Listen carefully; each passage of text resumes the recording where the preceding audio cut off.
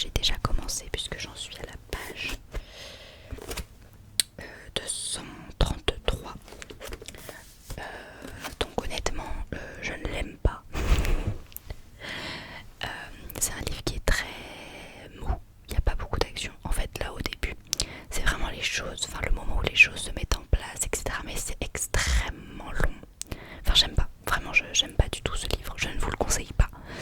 Mais je vais quand même le lire parce que j'en ai d'autres livres, mais je suis pas sûre que ce soit des livres honnêtement que vous allez aimer, c'est plus des policiers ou ce genre de choses. Donc je ne sais pas si vous aimez ça. Et je voulais pas commencer, en fait j'aime pas commencer un nouveau livre tant que j'en ai pas terminé un, donc je me force à le lire, mais j'ai tellement de le terminer, je n'ai jamais mis autant de temps à lire un livre parce qu'il est trop relou. Vraiment, je n'aime pas, enfin, je n'aime pas ce livre. Mais vous allez me dire ce que vous en pensez, peut-être que vous, si vous l'avez déjà lu, dites-moi ce que vous en avez pensé.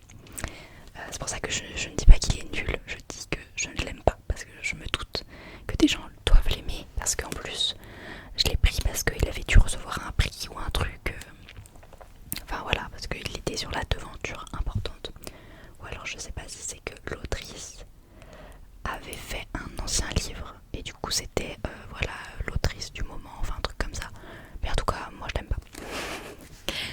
Donc on va commencer quand même tout de suite. Donc les femmes du bout du monde. Et donc le livre est dédié à toutes ces rencontres faites pendant notre traversée du pays du long nuage blanc, à ces compagnons de route qui ont marché à nos côtés, kiwis, maoris et backpackers, à la baie de Curio et sa magie, à cette année au bout du monde.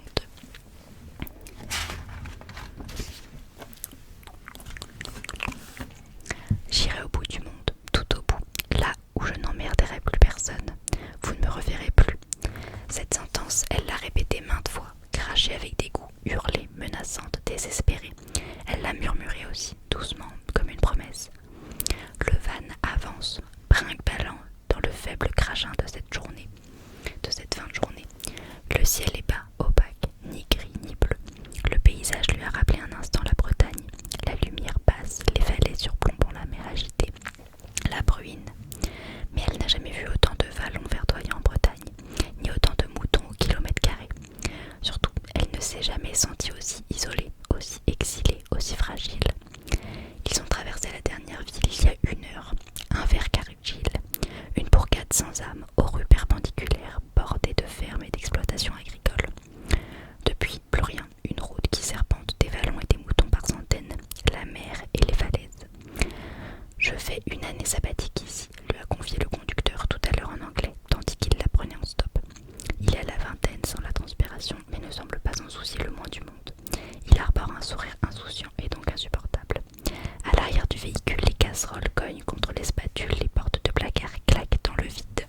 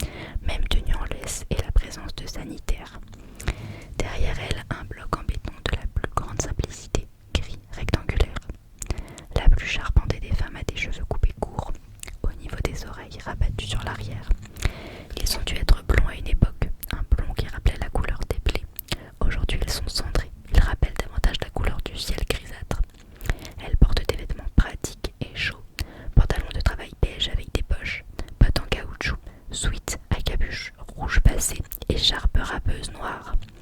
Son visage reflète la vie au grand air. Il est rugueux, hâlé, marqué. Elle a un regard vif, un peu dur. Elle doit avoir la cinquantaine bien passée, mais son corps est resté tonique, svelte, sculpté par l'effort. Elle dégage quelque chose de fort, d'inébranlable. La seconde femme du bout du monde, 2 fois plus jeune que la première, lui ressemble comme 2 gouttes d'eau, à quelques différences près. Elle porte les mêmes vêtements pratiques et usés, un jean effiloché aux genoux, des bottes de pluie, un long pull aux grosses mailles qui lui couvre la moitié des cuisses.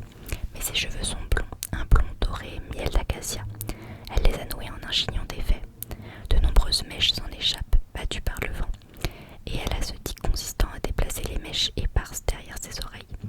Elle le fait sans cesse sans avoir l'air de s'en apercevoir. Son visage est hâlé lui aussi, c'est très régulier. Il s'en dégage à la fois une grande simplicité et une profonde franchise. Sa mâchoire carrée lui donne un aspect robuste, toutefois contrebalancé par ce grain de beauté sur la joue, à l'arête de sa narine gauche qui vient révéler une certaine féminité latente. Elles attendent plantées devant le panneau en bois. Elle fixe le van blanc en piteux état qui vient de s'arrêter à quelques mètres d'elle et dont s'apprête à sortir la jeune Française qui les a contactées quelques jours auparavant. Elles ont été surprises. Les Français, il y en a à l'appel chaque année, les backpackers comme les appellent les locaux.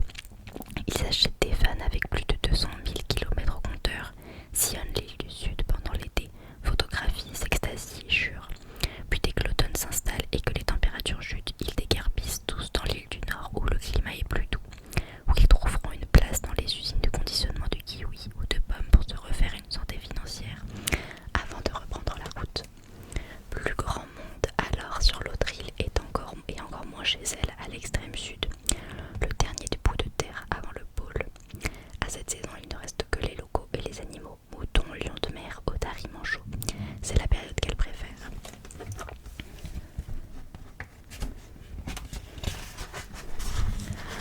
Le sentiment d'isolement y est total. Elles sont seules au monde, mère et fille, face aux éléments déchaînés. Dans l'habitacle, la jeune fille remercie son chauffeur, échange une poignée de main qui se veut amicale. Peut-être qu'on se reverra à Dunedin, lui dit l'Allemand. C'est là-bas qu'il se rend. C'est là-bas qu'il se rend.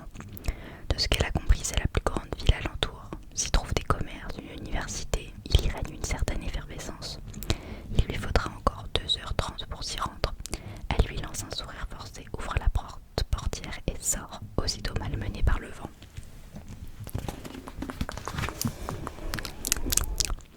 Mère et fille sont surprises de découvrir la silhouette qui approche, ployant sous le vent et le poids d'un sac à dos de 80 litres. L'annonce précisait « travail physique en extérieur ». Elle s'attendait à une femme robuste, une habituée aux épaules larges et aux mains abîmées, pas à ce petit bout de femme qui semble à 2 doigts de se faire emporter par une bourrasque. Elle est mince, gracile, ses chevilles paraissent trop fines pour ses baskets blanches. La mère craint qu'elle ne les perde. Tandis qu'elle avance, ses boucles brunes forment des tourbillons autour de son visage, un visage délicat et pâle en forme de cœur. La fille songe immédiatement à joli cœur. Il lui semble que c'est une expression française, mais elle ne sait pas ce qu'elle signifie. Elle se promet de se renseigner plus tard. Le van redémarre, donne un joyeux coup de klaxon, mais la jeune fille ne se retourne pas pour saluer son chauffeur. Elle paraît dérivée en pleine tempête. Il y a quelque chose de tourmenté et d'égaré sur ses traits. Bonjour, lance la femme la plus âgée en faisant un pas en avant.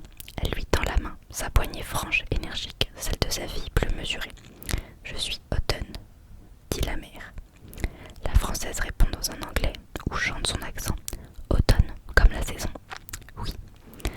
On s'attend à la voir sourire, mais son visage si gracieux, soit-il soit fermé, reste fermé, insondable. Voici ma fille, Millie, poursuit Automne. Et toi tu es? Moi je suis Flore. Elles essaient de le répéter à tour de rôle. Flore, flour, flard. Elle bute sur ce O. Module la voyelle 2-3 fois puis répète plus lentement. Flore, comme ça, comme ça. Automne hoche la tête satisfaite. Puis, comme elle n'est pas femme à faire la conversation pour le plaisir, à flâner et se payer des mondanités, elle désigne d'un geste du menton le camping sauvage qui se dévoile derrière elle. Je te fais faire le tour. Aucune des 2 femmes ne lui propose de déposer son sac avant la visite des lieux. Alors Flore suit difficilement, avec ses presque 20 kilos de bagages. 20 kilos, le poids de sa vie d'avant, tout ce qu'elle a réussi, tout ce qu'elle a réuni avant de mettre sa menace à exécution. 20 kilos de souvenirs douloureux et de regrets qui lui rongent la moelle. Flore, si tu pars, personne n'ira te chercher là-bas, l'a prévenue Aude. J'espère bien. Automne explique que le camping est situé sur une réserve naturelle, que son mari, aujourd'hui défunt, et elle l'ont laissé à l'état le plus sauvage possible pour préserver la faune exceptionnelle des Catlins, la région la plus australe de la Nouvelle-Zélande, située à seulement 5000 km à vol d'oiseau du pôle sud. La baie qui se dessine en contrebas, tu vois, Flore voit. Le terrain vallonné descend en pente douce jusqu'à une anse de sable fin battu par les vagues. C'est un des lieux d'habitat naturel des dauphins. Ils comptent parmi les plus petits de la planète. Ce sont les seuls endémiques de Nouvelle-Zélande. Les dauphins Hector sont classés en danger d'extinction par l'Union internationale pour la conservation de la nature. Dan, mon mari, s'était installé ici pour les étudier. Il était féru de sciences, de géologie aussi. On trouve non loin d'ici la forêt pétrifiée, une forêt fossilisée qui remonte au Jurassique. Il était venu pour ça et les animaux. Le camping, c'était juste pour rendre rentables ces explorations. Un silence. Elle continue de marcher parmi les hautes herbes qui ploient sous le vent. Maintenant, Milly et moi continuons de le faire tourner toutes les deux. Le gros du travail a lieu à la haute saison, le printemps et l'été. Mais même à ce moment-là, ça reste relativement calme.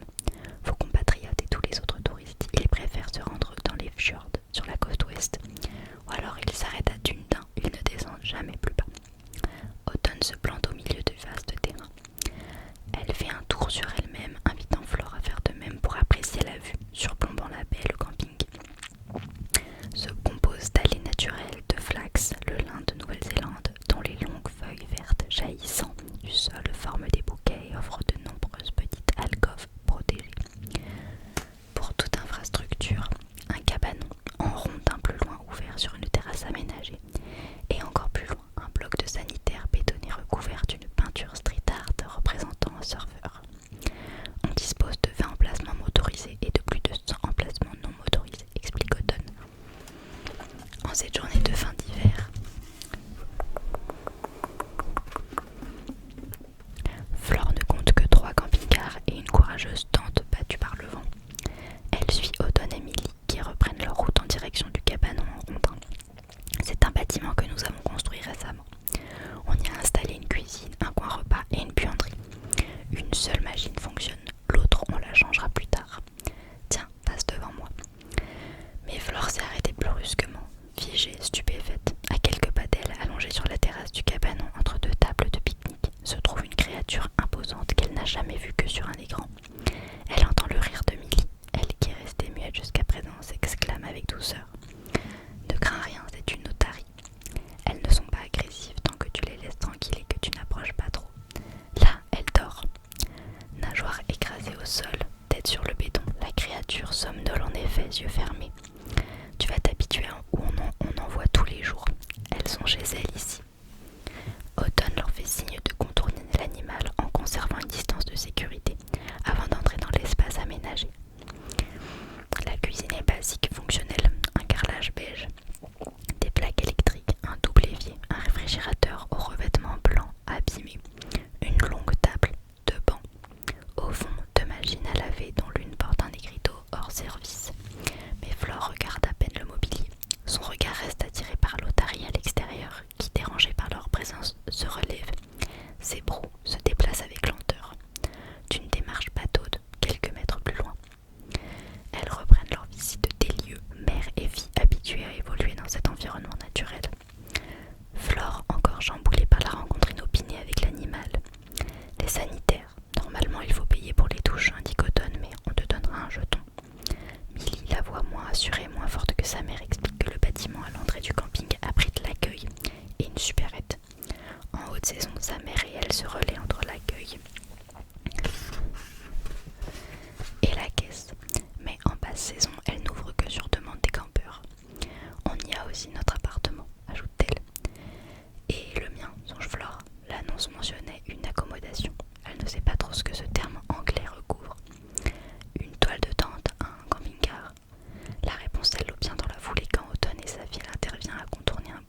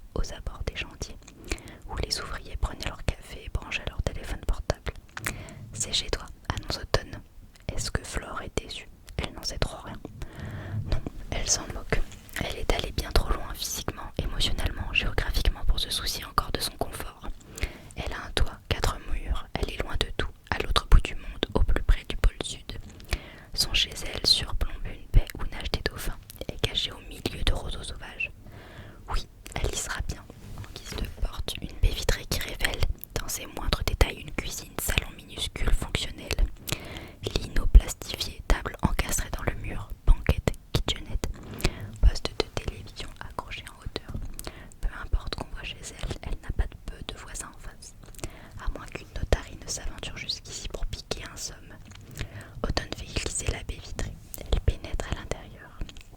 Il fait tout. Un minuscule radiateur a été allumé. L'eau chaude met un peu de temps à arriver, explique Automne. La télévision ne fonctionne pas toujours. Quand il y a beaucoup de vent, l'antenne se dévisse. Délicieux, songe Flore, le bout du monde dans toute sa splendeur. Une autre porte coulissante qu'Automne fait glisser dévoile une chambre des plus dénudées. Une fenêtre donnant sur les roseaux. Un lit double. Une armoire murale. Le tout ne fait pas plus de 20 mètres carrés. Cela suffira pour 20 kilos d'affaires. 20 kilos d'une vie dont il ne reste pas grand-chose à sauver. Pour la douche et les toilettes, il faudra aller au bloc des sanitaires. Très bien. Automne hoche la tête. Elle fait tomber sur la table avec un bruit mat une clé reliée à une affreuse otarie en plastique jaune. Pour ton dîner ce soir, viens voir ce qui te plaira. La supérette, d'accord? Toc, Millie et moi on t'ouvrira. Ok. Pour le travail, c'est 4 heures par jour, le matin essentiellement. On démarre tôt, entre 7h et 8h. Ça te convient? Ça me convient. Nouveau hochement de tête. Automne en a fini. Tout est clair pour elle, elle espère que pour Flore ça l'est aussi, si tant est qu'elle supporte la vie et le boulot ici. Elles verront à l'usage. Elles sont habituées à voir défiler des woofers. Ces jeunes entre 18 et 24 ans qui viennent d'Europe généralement. Ils restent quelques jours ici, quelques semaines tout au plus. Ils s'offrent 4 heures de travail par jour contre le gîte et le couvert. Ils font leur expérience, profitent de la baie, du surf et reprennent leur tour de l'île. C'est courant dans le pays, on les regarde passer sans vraiment faire l'effort de les connaître. Bonne soirée, lance Automne sur le pas de la porte. Millie sourit. Flore agite une main dans leur direction. Puis le silence retombe, total, à peine brisé par le ressaut des vagues en contrebas. Il est à peine 17h, mais la nuit tombe déjà dans des lueurs bleu-gris. La baie s'efface progressivement. Mer et ciel se fondent l'un dans l'autre. Le sable et l'herbe se mêleront bientôt. Flore tourne le verrou de sa porte vitrée, lâche son sac à dos, se laisse tomber sur la banquette. Elle se frotte les yeux, la nuque. Se masse le front. 37 heures d'avion, correspondance comprise, dont 2 heures de larmes acides qui ont fini par brûler ses joues. 4 renvois amers, courbés au-dessus de la cuvette des toilettes en plein vol. À la fin, elle ne vomissait que de la bile. L'aéroport, enfin. Les quelques pas qui lui ont dégourdi les jambes. L'anglais des Néo-Zélandais qu'elle a eu du mal à comprendre avec ses E prononcés I. Puis un vol intérieur et ce fichu trajet en stop. Elle trouve un dernier sursaut d'énergie pour se lever.